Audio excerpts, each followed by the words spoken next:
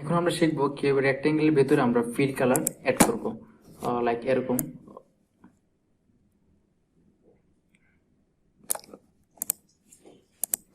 অর্থাৎ আমাদের সম্পূর্ণ যে রেক্টেঙ্গেল থাকবে তার ভিতরে টোটালি কালার ইউজ করা।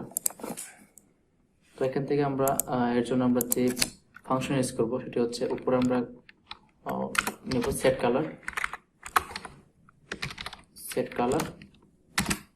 আমি নিলাম রেড।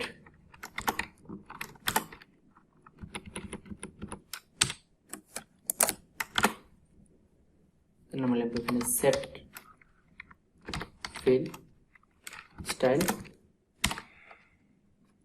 সলিড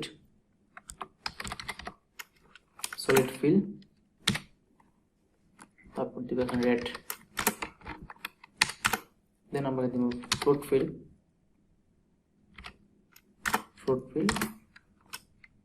আর এখানে আমাদের সবচেয়ে ইম্পর্টেন্ট যেটা সেটা হচ্ছে আমাদের এখানে ভ্যালু সেট করা, যে আমরা এখানে যে আমাদের যে কোন ভ্যালুটার মধ্যে আমরা কালার অ্যাকচুয়ালি সেট করতে চাই। এর জন্য আমাদেরকে যে ভ্যালু কিভাবে দিব, আমরা প্রথম যে আমরা একটি ভ্যালু দেখতে পাচ্ছি এখানে রেক্টেঙ্গেলে 70, আর শেষ যে ভ্যালুটি 70 ভ্যালুটা হচ্ছে আমাদের লেফটের এবং 170 হচ্ছে আমাদের বটম। অর্থাৎ এখানে যাই আপনারা নেন, এখানে আপনার প্রথম ভ্যালু যেটা 70 এর থেকে একটু বেশি মান নেবেন, অর্থাৎ 71 নিতে পারেন আপনারা চাইলে, বা 80 নিতে পারেন।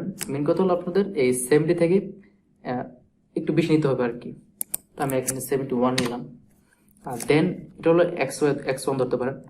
দেন x2 যে ভ্যালুটা সেটা হচ্ছে আমাদের একদম লাস্টের যে ভ্যালুটা 170 থেকে কম, অর্থাৎ 170 যে কম, যে আমরা এখানে 160 লিখতে পারি অথবা 169 লিখতে পারি।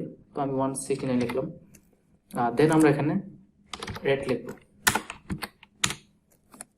তো এখন যদি আমরা রান করি তাহলে দেখতে পাবো আমাদের রেক্টেঙ্গেলটি সম্পূর্ণভাবে রেড কালার হলো।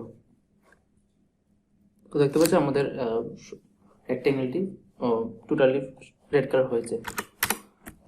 তো এখন যদি আমরা এখানে একটি বোল্ড করি, যদি আমি 70 দিই, এখন যদি রান করি তাহলে আমরা দেখবো এখানে আমাদেরটি সঠিকভাবে আমাদের রেড হয় নাই, এটা শুধু সেট কালার সেট হয়েছে। তো এর জন্য আমরা অবশ্যই আমরা এখান থেকে যে কোনো বেশি কোনো একটা ভ্যালু নেব।